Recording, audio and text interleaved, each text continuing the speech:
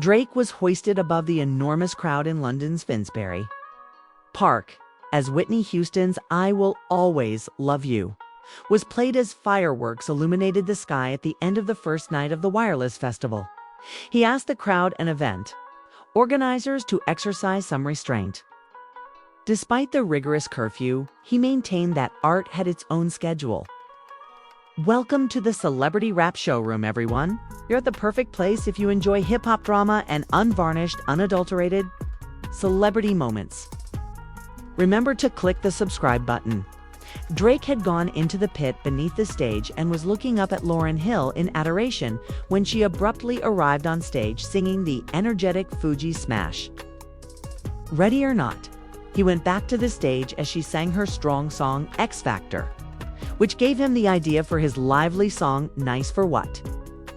They sang together until the festival shut off their mics. The three-day Wireless event this year was mostly focused on Drake and his wide-ranging impact.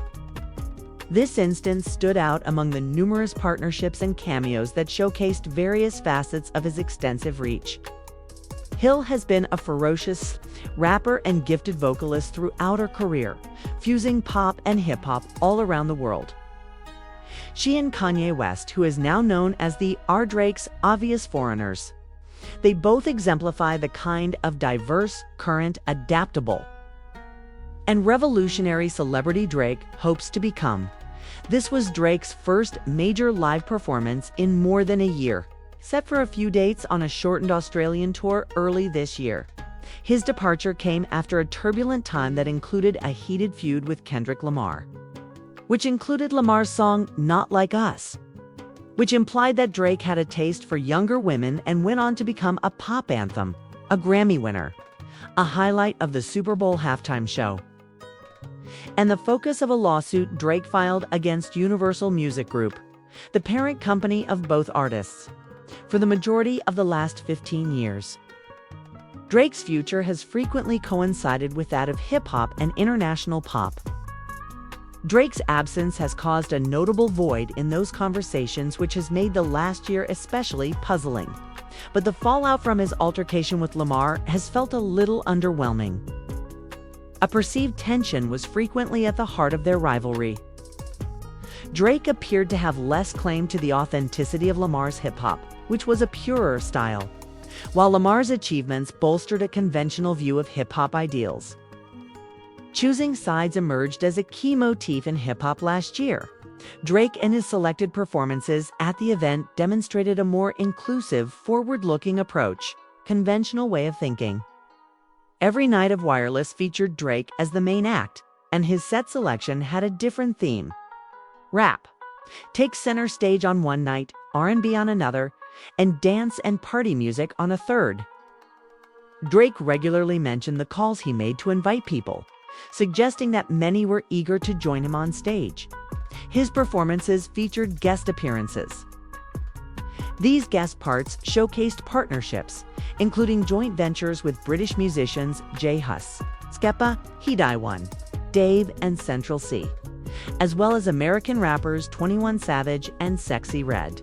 Drake even gave a frantic performance of LV Sandals by Fake Mink, a budding British artist. "Nobody can out-trap London rappers," Drake said. Nigerian musician Rema had a fantastic performance on the third night of the festival, ranging from the melancholic to the ferocious Ojia.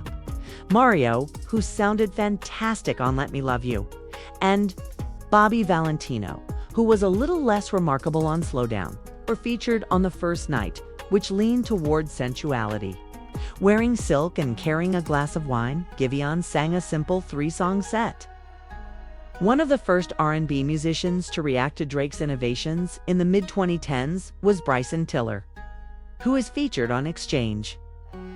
Additionally, Drake shared the stage with his longtime collaborator, Party Next Door, who are known for their ethereal music during an enthralling, if somewhat long, segment. The performances seemed to be customized for Drake at times. Not many celebrities at his level are as passionate about other singers, particularly in the hip-hop genre. His enthusiasm was infectious, whether he was helping Sexy Red with her shoes so she could dance more freely or watching Skepta play. Drake seems to work harder even when there are other performers on stage. Drake spent around half of his time on stage with his audience. He concentrated on high-energy sections of related songs when performing solo. He performed strong songs like Headlines, Energy, Know Yourself, and Nonstop on the second night. Teenage Fever, Virginia Beach, Feel No Ways, and Passion Fruit were among the gentler selections on the first night. He sang a little off the rhythm of these songs before switching to a calm, stormy feeling. He didn't depend too much on his best songs. The crowd would frequently go into a frenzy at the first hint of a well-known synth. His nightly opening numbers weren't exactly hits. Instead, they were secret treasures for his devoted followers. Marvin's Room, his 2011 masterwork of self-absorbed misery, was exhibited on the opening night. Idgoff, a collaboration with Yeat that featured a rage rap vibe, was featured on the second night. Yeat joined him on stage wearing chrome hearts ponchos that matched. He performed an unreleased tune with British musician Central C on the last night. Each performance seemed like a relaxed fit in a familiar setting, much to the joy of the local crowd, just being genuine without any formality. Drake is also susceptible to sentimentality. He sang I Will Always Love You at the conclusion of each show, a gesture inspired by his mentor, Lil Wayne. And when atop a crane-lifted stage to thank the crowd, Drake was beaming with happiness when pop artist Vanessa Carlton played a moving performance of her 2002 hit song 8,000 Miles at a piano on the second night.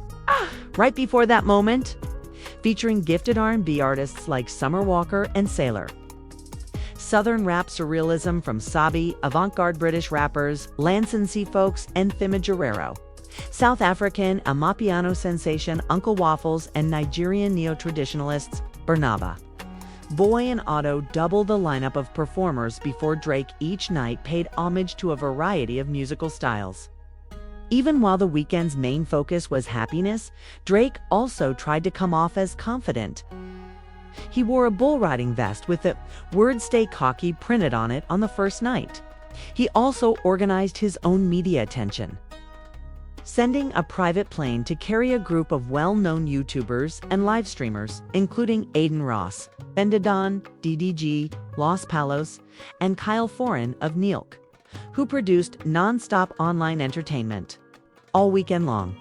This was a smart PR move because their combined following was considerably larger than the live audience. Drake was able to raise the popularity of these well-known streamers, just as he had done for lesser-known local rappers in the past. Rivals like Kendrick Lamar were largely an afterthought or a minor supporting motif in this setting. Encouraged by Ross, the audience once burst into a vulgar chant directed at Lamar during the second night. Drake said, "Y'all thought y'all could knock the boy off for real." After noticing and puffing out his chest, Drake unveiled his new song, The Dark and Brooding, What Did I Miss?, which debuted at number 2 on the Billboard Hot 100. Earlier this month, during a 1-hour live stream on YouTube in which he drove an ice delivery truck through Toronto, the song, which is full of scorn, it's a powerful addition to Drake's vast discography of songs that convey contempt. He only played it on the second night of the festival, instead showcasing his lively party song, Nokia, every night. Nokia was a lively electro-rap song that was reminiscent of his big smash Hotline Bling. It was released in February as part of the album Some Sexy Songs for You, which was a collaboration with Party Next Door. This performance was in line with the story he was telling, particularly on the third night of the festival when he showcased his talent for making inclusive pop music. Control Lola, Find Your Love, and Work are just a few of the songs that draw inspiration from international music cultures that are sometimes disregarded in popular culture. Nigerian Afrobeats, South African Amapiano, Jamaican dancehall, British drill, and Southern rap are just a few of the many genres that Drake's music incorporates, demonstrating a global perspective that goes beyond regional conventions. The globe is big and varied, Please leave your ideas in the comments section. I'd really appreciate hearing what you think about this.